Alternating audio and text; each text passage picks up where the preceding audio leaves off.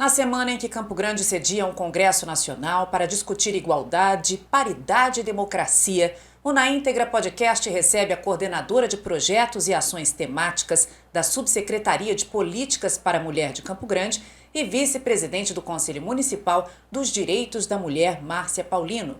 Ativista há 15 anos, Márcia vai conversar com a gente sobre misoginia e o que estaria motivando o aumento de casos de feminicídio em todo o mundo. Eu sou Glaura Vilauba e este é o Na Íntegra Podcast. Aqui o papo é reto, completo, direto e sem censura.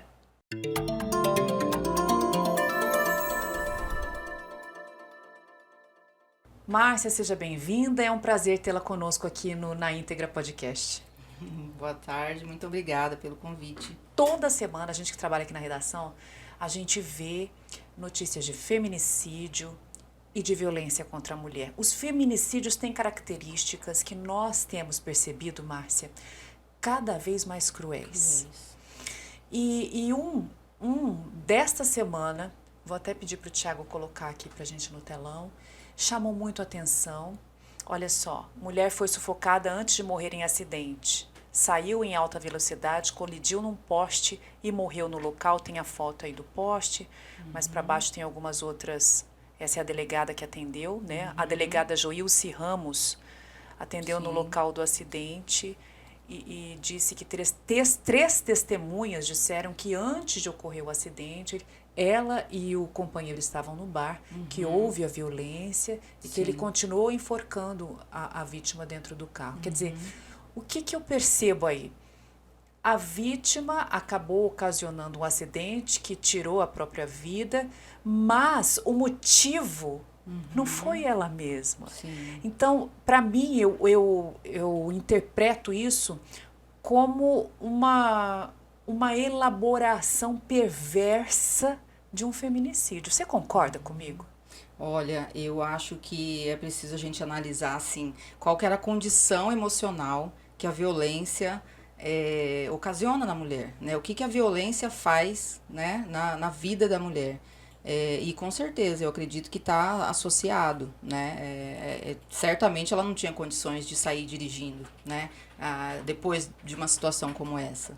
E a gente poderia pensar também no quanto outras mulheres, inclusive, que cometeram suicídio, né, decorrentes, suicídio explicitamente, né, porque aqui a gente não tem, né, isso de forma elaborada, explícita, né, mas muitas mulheres, em decorrência da violência sofrida, seja por conta da gravidade, seja por conta da constância, né, sofrer violência durante muito tempo, o quanto isso impacta na vida da mulher, na saúde emocional, na saúde física, laboral, né, e o quanto muitas mulheres desistem de viver mesmo, né. Eu acho que é um fenômeno a se pensar assim. Você, Márcia, que fez parte da elaboração do dossiê, né, aqui de Campo Grande, que mostra as estatísticas, que inclusive escreveu uma publicação relatando casos com os quais você teve contato, de mulheres que viveram violências, contando as suas histórias. Existe uma resposta, eu sei que não tem resposta pronta, mas existe uma explicação para estarmos nesse nível de violência contra a mulher, quer dizer, presenciando aí feminicídios, violências que já são assim derivações mais ainda perversas e monstruosas do que a definição de feminicídio em si. Primeiro que assim, feminicídio é um crime muito recente no Brasil, né? Eu costumo falar que faz pouco tempo que no nosso registro histórico a gente tem essa palavra para denominar esse fenômeno, né? O feminicídio em si, ele é cruel. O que a gente tem visto cada vez mais é assim, como que esse sentimento de posse, de controle, né, de dominação, ele se expressa com muito ódio, né? O que a gente fala que o feminicídio é um crime de ódio. Então, esse ódio faz com que as mulheres sejam assassinadas com requintes de crueldade mesmo, né?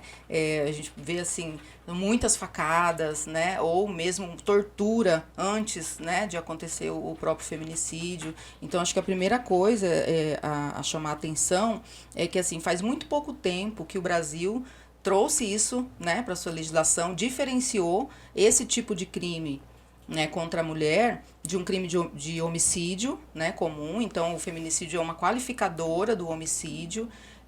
Não são todas as mulheres assassinadas que são vítimas de feminicídio, mas o feminicídio em si, ele já é um crime muito cruel. E o que os estudos apontam é que assim, ele tem aumentado não só no Brasil, ele tem aumentado em várias partes do mundo, né? É como se houvesse uma mensagem, né, da dominação machista, patriarcal, dizendo para as mulheres assim, olha, obedeçam, né? Olha o que acontece com as mulheres que não obedecem, Quer né? dizer, é um reflexo no universo macro de algo que acontece há muito tempo Milênios. entre quatro paredes. Há milênios. Que é quando a mulher, quando começa a demonstrar um despertar para a violência, Sim.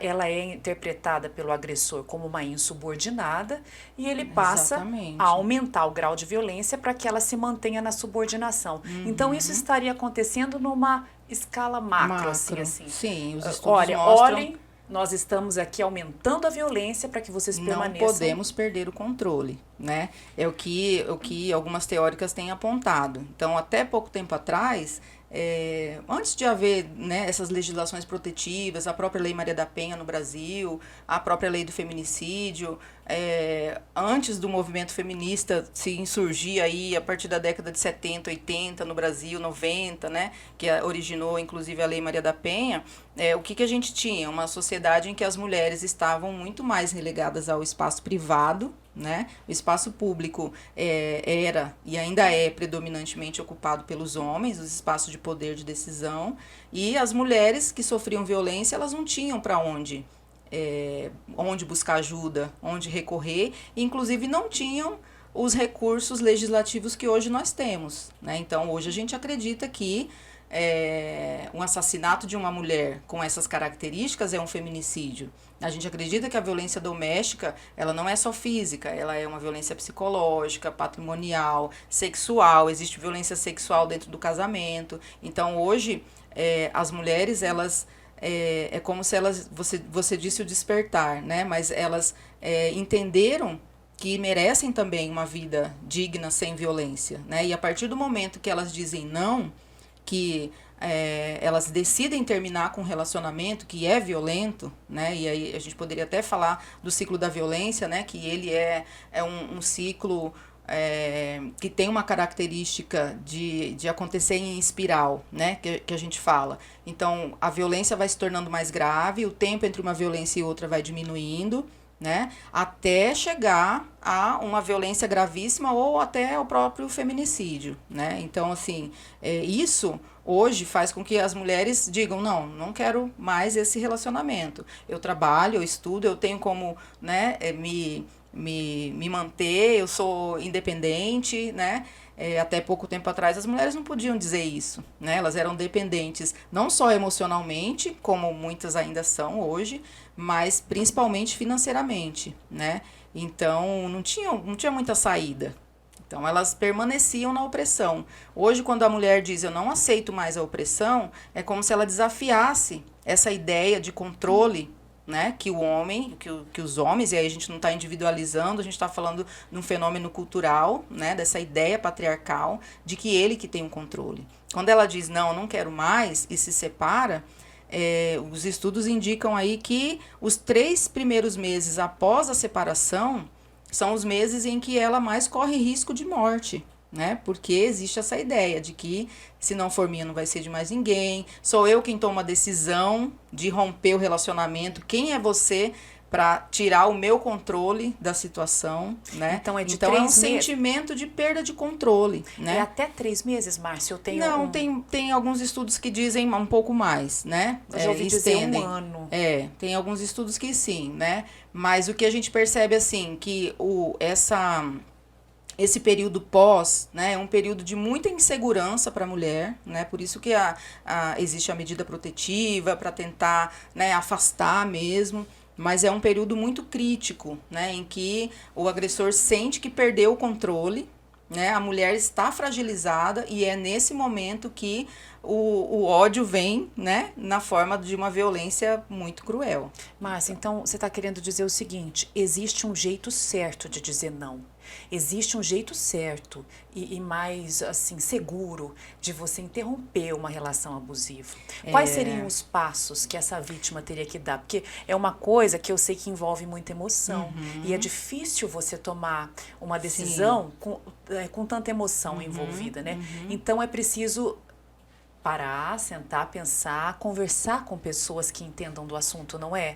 Sim, mas uma primeira coisa que eu diria, Glaura, é que é importantíssimo que as mulheres consigam identificar no início da relação. Às vezes esse tipo de comportamento não vai aparecer tão explicitamente, mas pequenos comportamentos de controle, né, de dominação, de um ciúmes que às vezes é entendido como amor, como demonstração de amor. É romantizado. É importantíssimo que as mulheres não romantizem, sabe, esses comportamentos.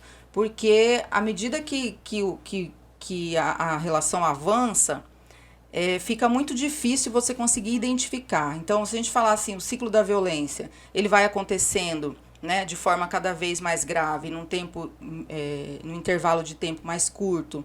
Mas o que ele faz também? Cada vez que acontece uma briga, né, cada vez que ela retorna mais frágil e ele retorna mais forte. Ele diz assim, eu consigo controlar, eu consigo contornar a situação, né? Porque ela voltou, né?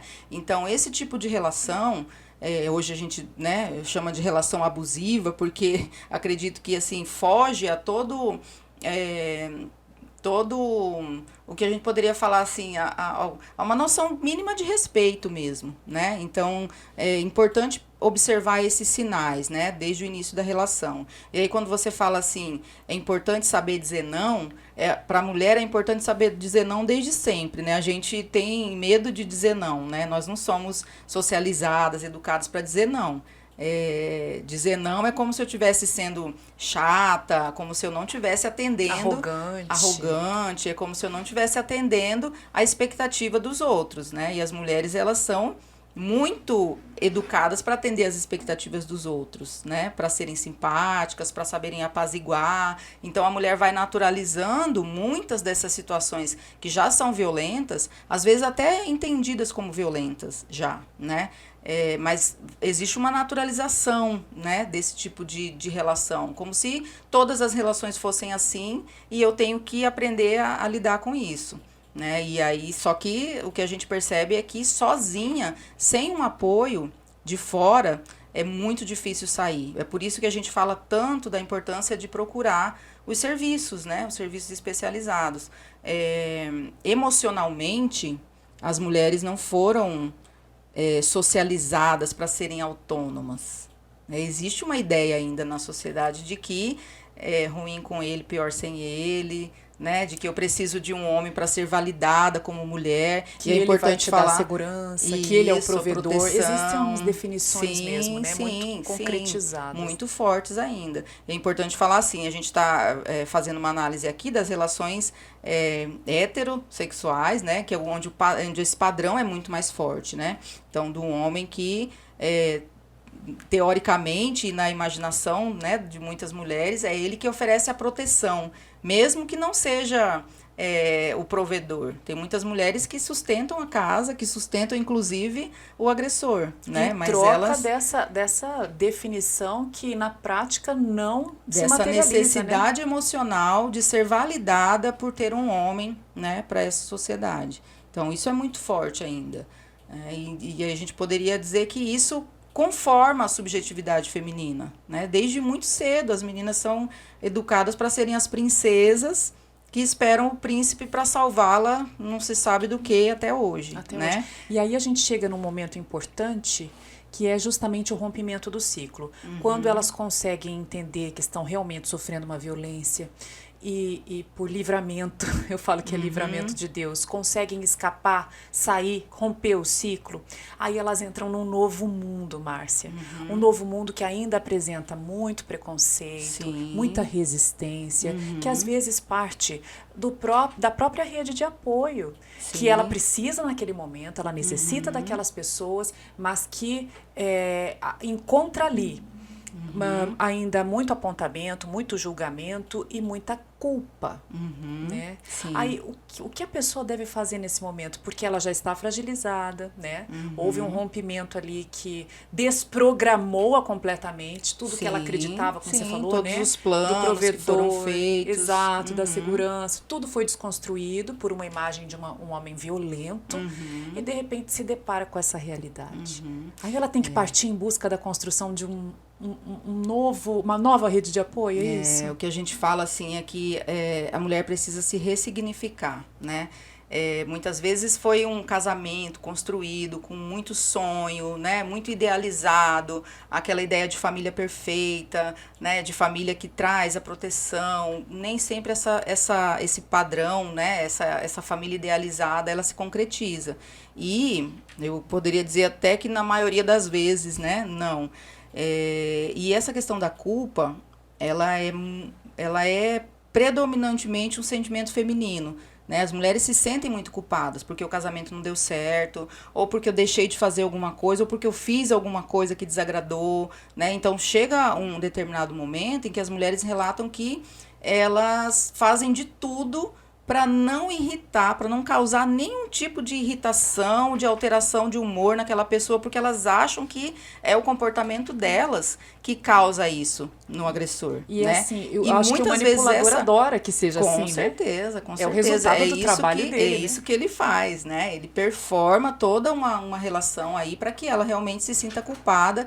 E isso a sociedade também culpa, né? A gente pode relatar diversos casos, né? Em que a culpabilização da mulher por inúmeras situações, e principalmente porque o casamento não deu certo, né? Por que a mulher que teria essa função de apaziguar? E ainda existe a ideia de que depois que casar ele muda, né? Com o tempo ele vai mudar. Então a mulher, o amor da mulher teria, né? Esse poder, utopicamente, esse poder de mudar, né? Uma figura que já não era tão assim, disfuncional, né? Tão né? príncipe assim, né? Então, muitas vezes essa culpa recai sim, né? A vergonha também, né? Os apontamentos, como você fala, eles vêm de todos os lados, né? A gente identifica situações de filhos que não apoiam, né? De pais e mães que não apoiam, de todo um grupo de amigos, porque geralmente aquela pessoa, ela não é assim na frente de todo mundo.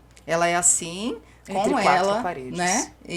Entre quatro paredes, nas suas relações domésticas ali. Para fora é aquela pessoa, nossa, mas imagina, fulano não é capaz de fazer isso, né? É tão agradável, tão educado, trabalhador, nunca deixou faltar nada em casa, né? É isso que a gente escuta muito. Então é sim um momento muito difícil de vulnerabilidade emocional para a mulher, que ela precisa encontrar um novo caminho, reconfigurar e ressignificar a sua vida como mulher, né, e entender que essa ideia de ruim com ele, pior sem ele, faz com que ela esteja muito vulnerável a diversas formas de violência, né? E reconfigurar isso não é fácil. Qualquer rompimento é difícil, né?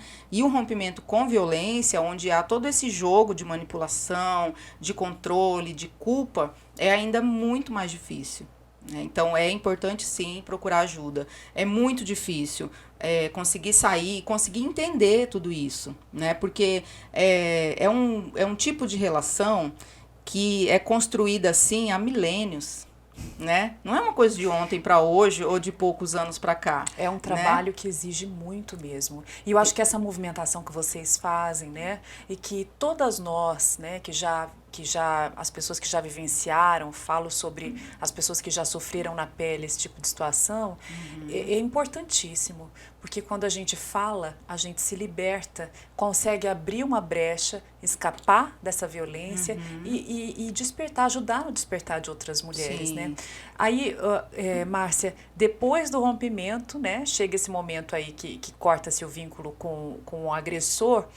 E aí ela tem que romper outros vínculos depois, infelizmente, porque ela passa a ver o mundo de uma Laura, outra forma, eu né? diria para você que, assim, muitas mulheres, elas dizem que esse processo do pós, né, eu resolvi romper, eu resolvi, por exemplo, fazer uma denúncia.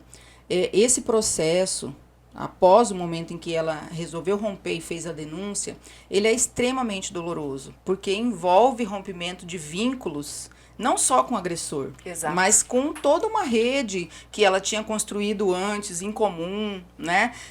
Muitas vezes os filhos se voltam contra ela, né? Pessoas da família também. Então, assim, e muitas vezes esse processo que ela vai passar de ir até a delegacia, eu escuto muito as mulheres falando assim, eu nunca pensei que eu ia entrar numa delegacia na vida, é uma vergonha chegar, entrar numa delegacia, é uma vergonha você assumir para a pessoa que você está passando por isso, porque no fundo as mulheres ainda acham que fracassaram.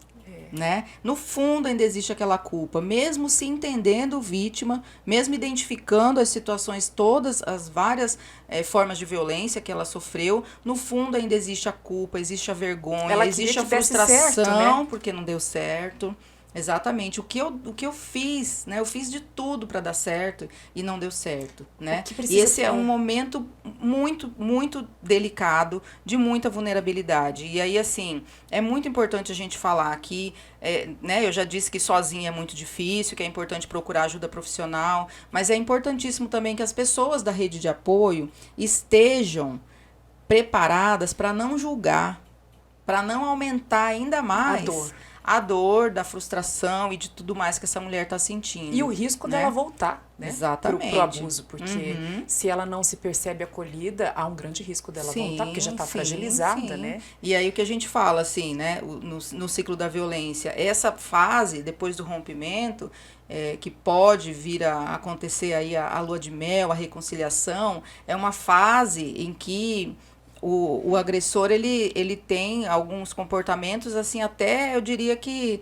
sofisticados, no sentido de conseguir controlar emocionalmente, né? Então, não, eu vou parar de beber, eu vou para a igreja. Ele vai lançar mão dos artifícios, né, que ele tem, de né? tudo que for possível. Então, assim... e não por amor, que fique muito claro isso, não por controle, afeto, por controle. É porque, uma relação assim, de dominação. Exatamente, é assim, sou eu quem decido a hora que vai terminar, né? Então, dar o poder de decisão para a mulher é algo que mostra que ele perdeu o controle, né? Eu costumo dizer que o feminicídio, nessas circunstâncias, né, de evolução do ciclo da violência, de rompimento da relação, eu costumo dizer que o feminicídio ele é uma manifestação muito forte de que essa sociedade não respeita o poder de escolha da mulher.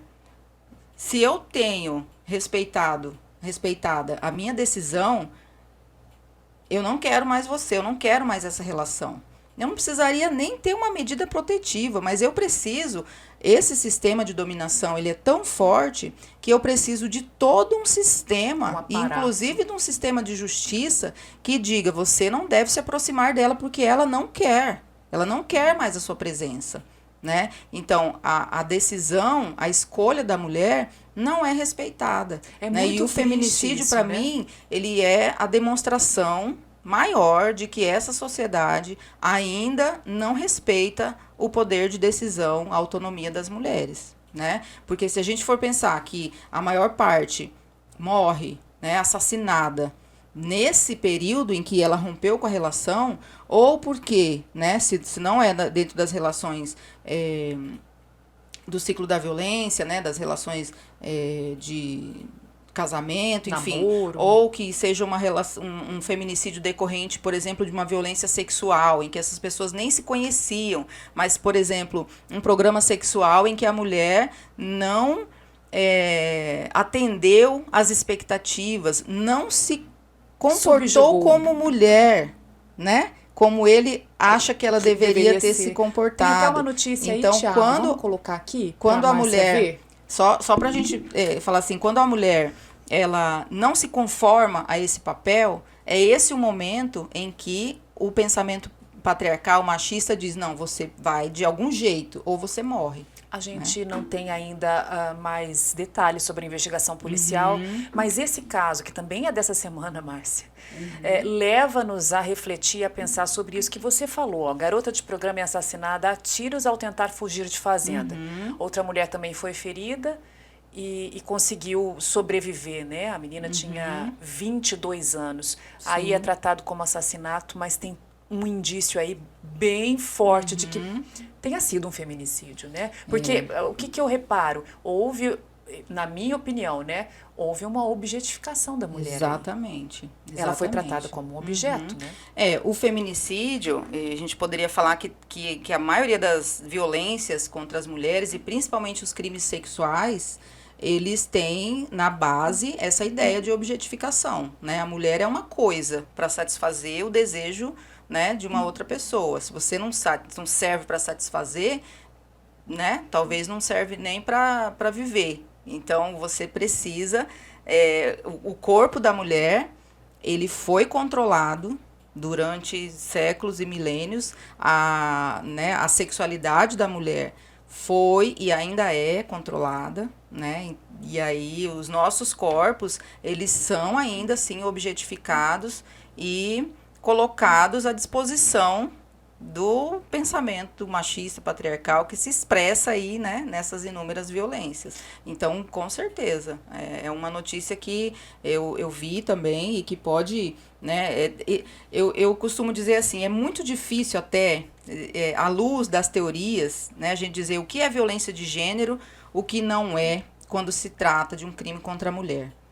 É difícil, né? Porque eu posso identificar alguma situação que, no meu entender, né, sim, se configura uma violência de gênero, mas falta algum elemento um pouco mais objetivo para essa tipificação penal, né? Então, é algo até que eu acho muito importante a gente discutir, porque ainda parte de uma compreensão, por vezes, subjetiva, né, de interpretar. Você acabou de dizer, para mim, né, eu tive uma interpretação, né? Eu interpreto dessa forma. No né? sentido de respeitar a interpretação alheia. Exatamente. Né? Então, a gente ainda, eu diria que talvez a gente ainda não tenha uma padronização na interpretação no Brasil inteiro. A gente tem documentos aí que orientam, né, a investigar, a tipificar, né, a denunciar, a condenar casos de feminicídio, né? Mas eu não sei se a gente já chegou nesse ponto na sociedade brasileira de conseguir identificar o que é violência de gênero e o que não é, né? Quando se trata de um crime contra a mulher, de um crime que envolve, né, um crime sexual, para mim, a grande maioria, eu não teria dúvidas de que sim, né? De que se trata de um crime baseado, né, na subordinação, na relação de poder, né, uma violência de gênero. Mas a gente ainda tem aí um longo percurso para entender o que é, né, o que são as relações de gênero, como é que as mulheres se conformam nessa subjetividade subordinada, né? E que às vezes a gente demora, inclusive, para se entender e se perceber nessas relações de dominação, né? A gente não foi socializada para ser independente emocionalmente e a gente ainda, né? Essa sociedade ainda valora diferente aquela mulher que casou uma vez só, teve tantos filhos e viveu. Nossa, que lindo, um casamento de 30 anos, 40 anos. Agora, aquela mulher que casou, não deu certo, separou, ela ainda não é avaliada com o mesmo valor do que aquela que teve um casamento longo, com vários filhos, bem-sucedidos, né? Então, assim, ainda existe o julgamento da mulher, né, que decide romper com uma relação, por pior que ela seja. Né? E aí o que é importante também falar é como que algumas denominações religiosas colocam a mulher, né, num papel de submissão, de subordinação e às vezes até o que a gente escuta com frequência, assim, né? O meu líder religioso disse para eu orar com mais fé para ele mudar, né? É uma culpabilização da mulher, porque ela não tem fé suficiente para, né, mudar aquela pessoa. E é também confirmação dessa expectativa social que a gente tem de que a mulher, o amor da mulher, tem a capacidade de mudar, né? O homem. A gente ainda carrega isso. Quando casar muda, quando tiver filho muda, quando ficar mais velho muda, né? Às vezes muda para pior. Exatamente. Né? A tendência é que mude para pior, Exatamente. né? Mas se você escrever um livro com depoimentos, histórias de mulheres que viveram violência doméstica, tem alguma das histórias que você pode compartilhar com a gente, que foi marcante? Olha, eu diria para vocês que todas elas são muito marcantes. Assim, a gente quando entrevistou as mulheres e fez toda, né, a transcrição das entrevistas, primeiro que a gente identifica algo em comum, né? Essa ideia, esse sonho de uma família perfeita, de casar e ser feliz para sempre, como aparece nas novelas, nos filmes, né? Depois que assim a violência ela é algo presente na vida das mulheres desde sempre, assim, sabe? É difícil você encontrar uma mulher que diga que nunca sofreu nenhuma forma de violência, sabe? Seja ela sexual, seja emocional, violência física, né? Com essa característica de gênero.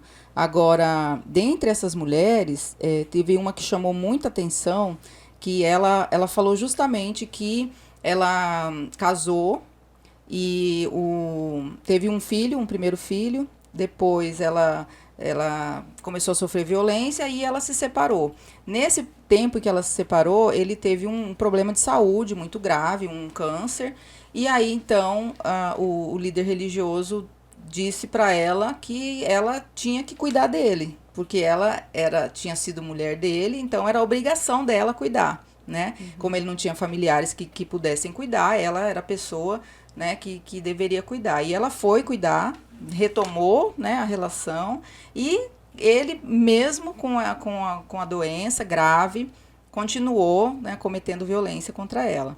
E ela falava, ninguém acreditava, né, aquilo que eu te falei, imagina, doente, né, uma doença grave como essa. E aí um dia uma pessoa conhecida dela presenciou a violência, estava passando na rua, violência física inclusive, né? E aí presenciou e chamou a polícia e deu, né, todo aquele aquele desenrolar. Ver, né? Alguém precisou presenciar, né? Passando em frente à casa dela, ela falou assim que, né, nunca esperava, ela já tinha perdido as esperanças de que ela conseguiria sair daquilo. Porque ele estava ocupando um papel de vítima fisicamente mesmo, assim, com a doença ele estava se utilizando disso, né? Mas o que eu queria dizer é que, assim, nesse caso, foi um caso que ela disse, eu vi que eu não tinha saída, né? Eu teria que ficar vivendo com ele até, né, ele morrer. Ela relatou que ele morreu um tempo depois, mas ela foi salva por alguém de fora que viu a situação acontecendo, porque ela mesma já não acreditava mais que pudesse ter saída, né? E a gente torce para que mais pessoas sejam assim, exatamente. Né, e aí o que ela diz, o que ela traz é assim, como que a vida dela mudou depois que ela que as pessoas viram que realmente isso acontecia, porque ninguém acreditava nela, né? E aí o que eu costumo falar, assim, por que esse caso me chama muita atenção?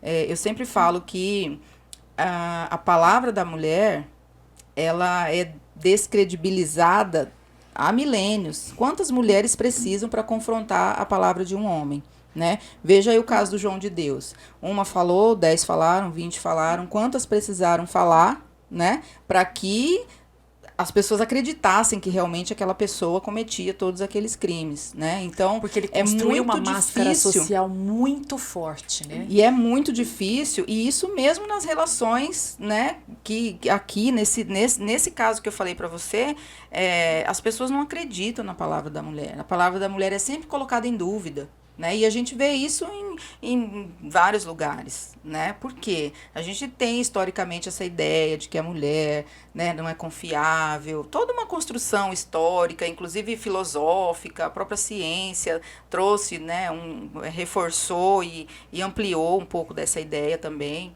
Então, como é importante, assim, não duvidar, sabe? Eu escuto muitas mulheres falarem que quando foram procurar ajuda, e aí eu não estou nem falando dos serviços, né? Porque também pode acontecer nos próprios serviços. As pessoas que trabalham nesses lugares, elas também têm a sua conformação, né? Sexista, machista, né? Patriarcal, e isso é um trabalho que a gente não muda de um dia para o outro, né? A gente precisa fazer essa autorreflexão o tempo inteiro. Mas eu costumo falar assim que, de início, a primeira é, a primeira ideia, o que acontece no início é justamente duvidar, né, da palavra. Mas será que foi assim mesmo? Ah, mas será que Ela não está exagerando. não está exagerando, né? Será que não está inventando alguma mas coisa, ela também aumentando? É assim, ela também é assado, né? Então, assim, sempre tem uma dúvida com relação à palavra das mulheres, né? E eu costumo falar, assim, bastante nos grupos das mulheres que eu desenvolvo, que a gente precisa ouvir mais, né? E muitas vezes até se reconhecer, né? Também como uma pessoa que em determinadas situações passou por isso, né? E apoiar, né? Não julgar. Eu acho que esse é o principal fator que fortalece a mulher, né? Quando ela é julgada, quando ela é colocada, culpabilizada de alguma forma, né? É até um risco de voltar com o agressor ou de entrar numa outra relação que seja semelhante também. Mas hoje o que a gente percebe é que, né? Por que esse sentimento de controle, de posse, de dominação, de ódio, ele prevalece e continua tão forte e é cada vez mais cruel, mais violento, né? Para mim, é essa ideia de que eu estou perdendo o controle, eu vou perder os meus privilégios, né? Então eu preciso a todo custo, mesmo que seja mediante a violência gravíssima ou até o próprio feminicídio, demonstrar o meu poder, né? E aí algumas reflexões que eu faço também é que, assim, por que essa ressignificação da mulher num papel, né, social, diferente do que era, por exemplo, o papel social da minha mãe?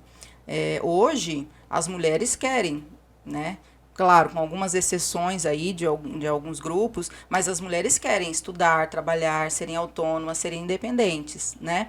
E esse questionamento da educação sexista, da desigualdade de gênero, de certa forma, para a mulher, ele é libertador, porque mostra que ela pode, que ela tem capacidade, que ela tem direitos, né? E que ela é uma pessoa para além de ser mãe e de ser dona de casa, né? Nós somos capazes de ocupar lugares públicos e desenvolver trabalhos para, enfim, para melhorar essa sociedade, né? Eu tenho um papel importante no desenvolvimento dessa sociedade. Isso as filósofas já diziam lá no século XVIII, que a mulher precisa ser respeitada para poder desenvolver nessa sociedade, nos espaços públicos, o seu potencial humano, né? Esse é um potencial humano que as mulheres têm e que os homens têm.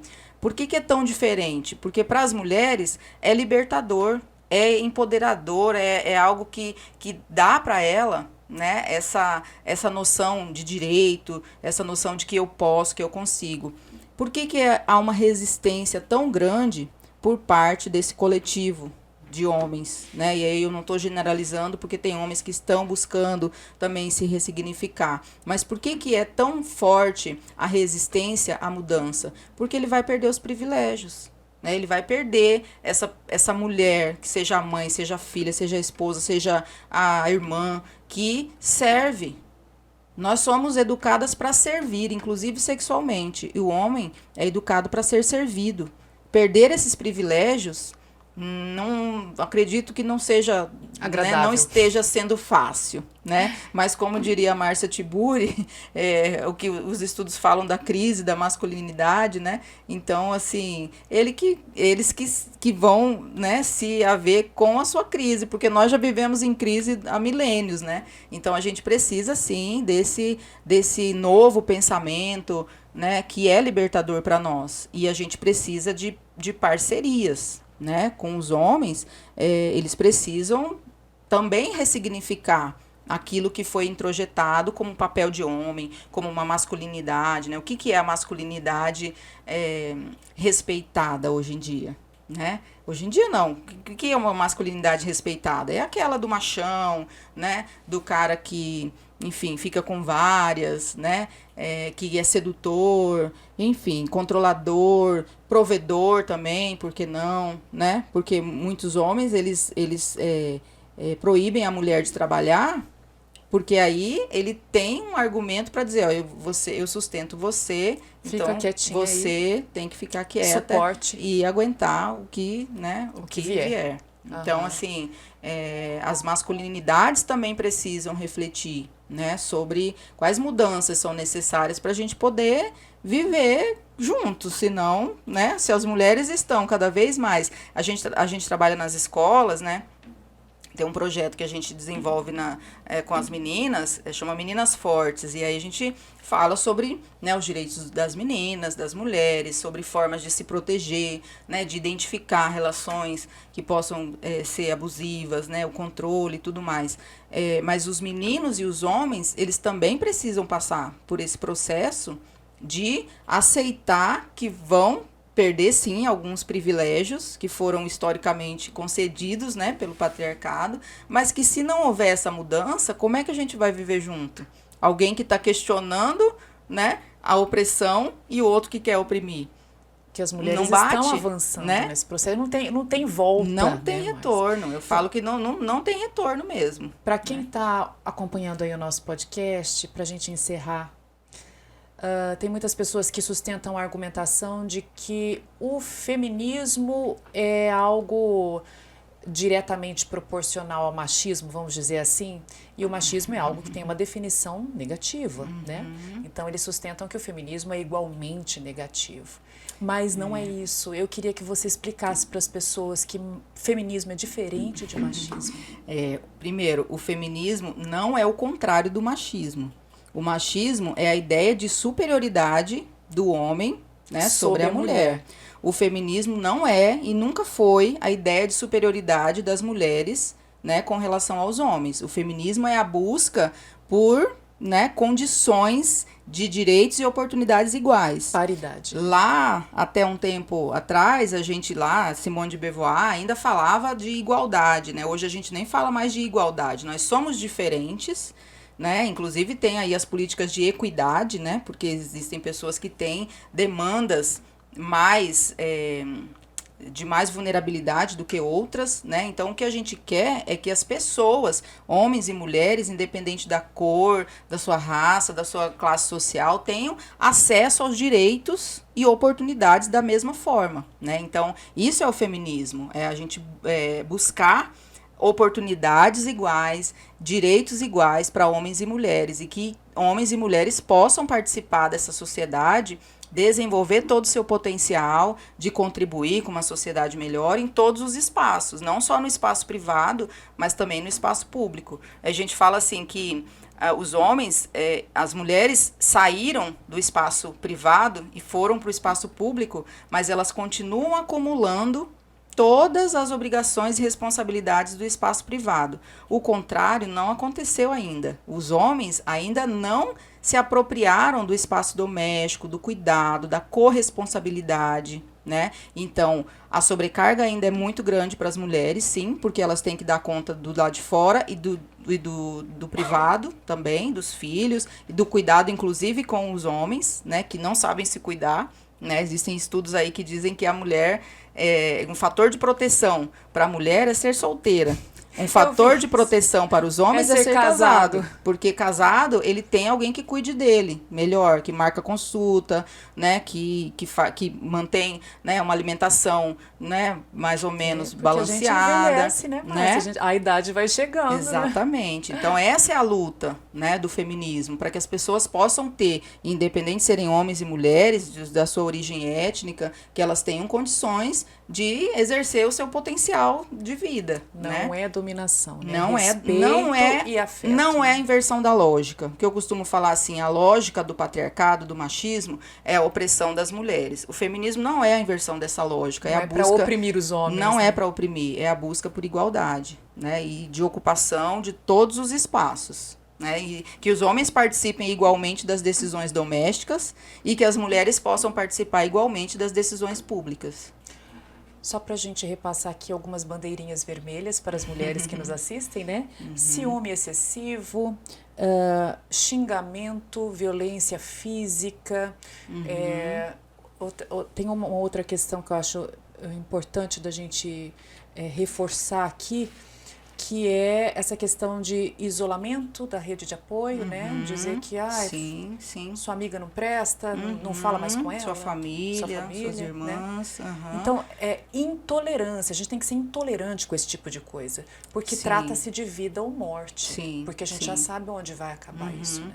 E tem um fenômeno, Glaura, que está sendo também muito percebido assim nas relações, que é o envolvimento amoroso muito rápido.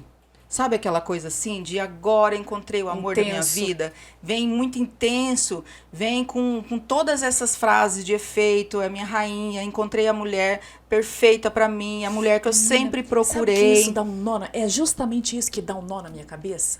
Porque ele se mostra tão afetuoso, tão caloroso, tão romântico, mas no fundo ele tem ódio da mulher. Isso dá um nó na minha cabeça.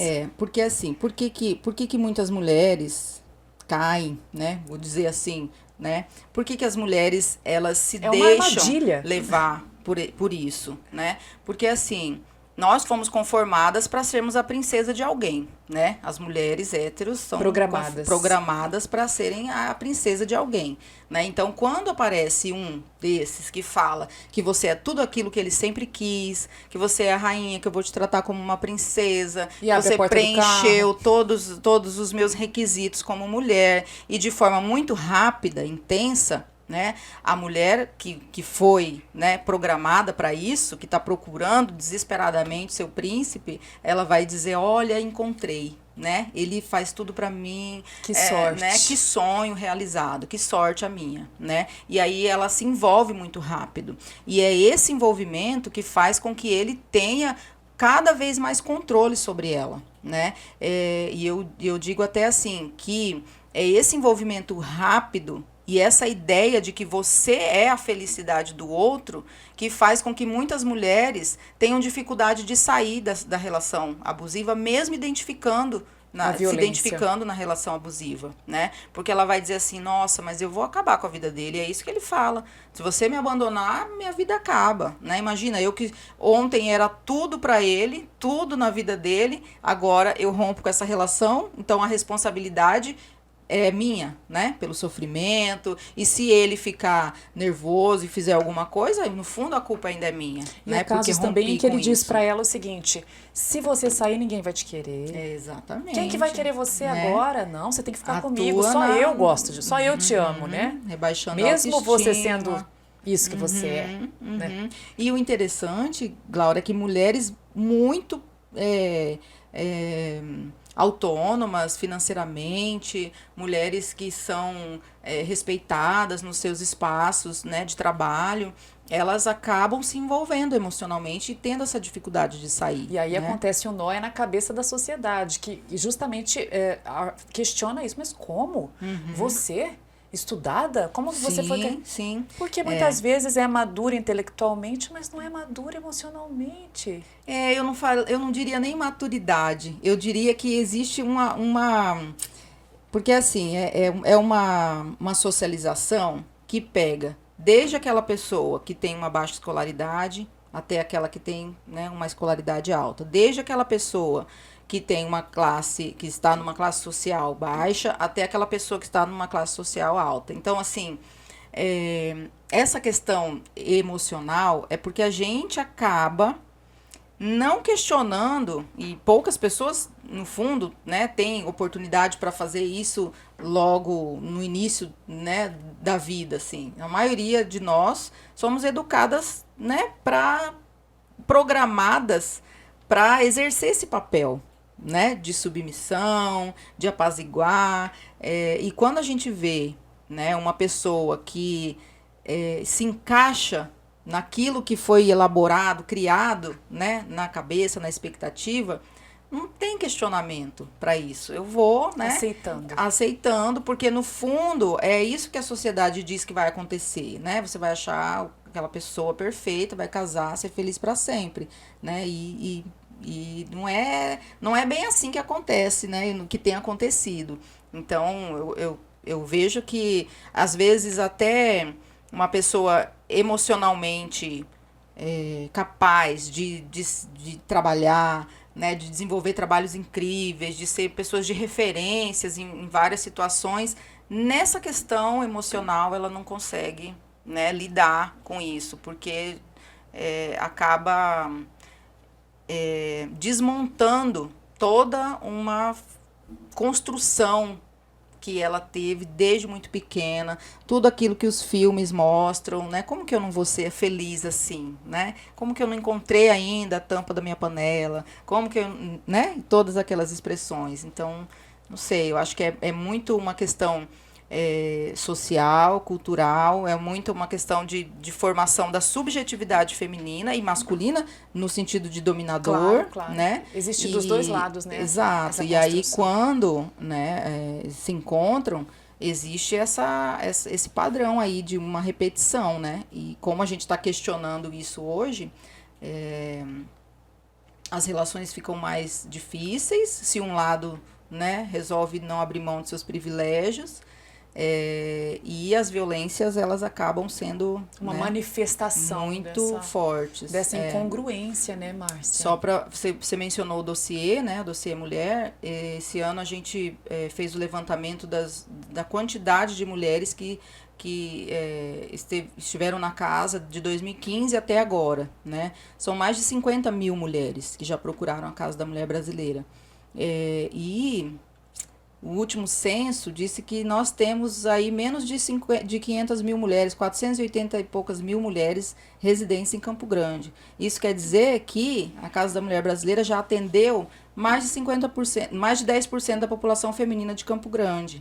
E eu tenho certeza que você e todas as pessoas conhecem alguma mulher que sofreu violência e não foi até lá. Exato, né? Muitas, né? Então, assim, é uma questão epidêmica, né, a violência contra a mulher, e é necessário, sim, o envolvimento de todas as pessoas, né, do poder público, mas também das instituições privadas, né, que desenvolvam nas suas instituições ações para que estratégias, enfim, de enfrentamento das desigualdades, de colocar as mulheres nos espaços, né, de mais importância, também dividindo com os homens os espaços de poder de decisão. Acho que isso é importantíssimo. E dentro de casa também, né, as famílias organizarem aí as atividades domésticas divididas igualmente entre meninos e meninas, entre homens e mulheres, para que a gente tenha noção, né, de que a igualdade, a equidade que a gente busca, né, ela passa pela mudança de cada um de nós mesmo. E aí, de cada um de nós não é jargão, não é uma forma clichê de falar, mas é algo que, se não for assim, não vai acontecer. Como é que você convive com uma pessoa, né, oprimindo, e essa pessoa tá aprendendo outras formas de viver, tá aprendendo que merece ser respeitada e você não abre mão, né? Então, não tem como dar certo, né? Ou então a gente está caminhando mesmo para um local onde terá de haver essa negociação. Exatamente. Né? Terá de haver essa negociação, senão nada feito. Sim, e aí a gente trabalha bastante para que isso aconteça. Agora, vai acontecer amanhã, e depois o Congresso, né, Mulheres pela Paridade, que é organizado pelo Fórum Permanente pela Paridade Institucional e Política das Mulheres, que tem essa discussão, né, traz essa discussão para que as pessoas, as instituições, né, de um modo geral, elas passem a desenvolver políticas de paridade, né? Porque as mulheres têm capacidade, as mulheres estão preparadas para ocupar esses espaços, mas não ocupam ainda por toda essa questão cultural, né? E por algumas questões, inclusive a maternidade é uma questão que às vezes dificulta, né, a chegada da mulher a determinados espaços, né? E aí a gente vê as mulheres deixando de ser mães, optando por não ser mães e optando pela carreira, né? E essas mulheres, elas são entendidas como, né, enfim, mulheres que não desenvolveram seu papel, imagina, não ser mãe, ou prorrogam a maternidade para conquistar primeiro, né, a sua realização profissional. Então, isso é muito importante, que a gente desenvolva, inclusive, políticas de cuidado, né? Que as pessoas entendam que o cuidado com uma criança, ele não é só da mulher, né? Ele é do pai e da sociedade inteira, né? Para que essa mulher consiga, inclusive, ocupar esses espaços. Então, é uma discussão longa. Mas aí, quem tiver interesse... O congresso ainda está com inscrições abertas, né? Vai acontecer, Márcia? Gratuito. Vai acontecer nos dias 27 e 28. Tem toda a programação aí no link, posso disponibilizar o link. Claro, a gente vai colocar o link na matéria e também. aí é importantíssimo que as pessoas se apropriem dessa discussão. Essa é a oportunidade, né? De participar. Exatamente. Né? E de trocar experiências, de ouvir o que está acontecendo nesse cenário para que a gente possa evoluir.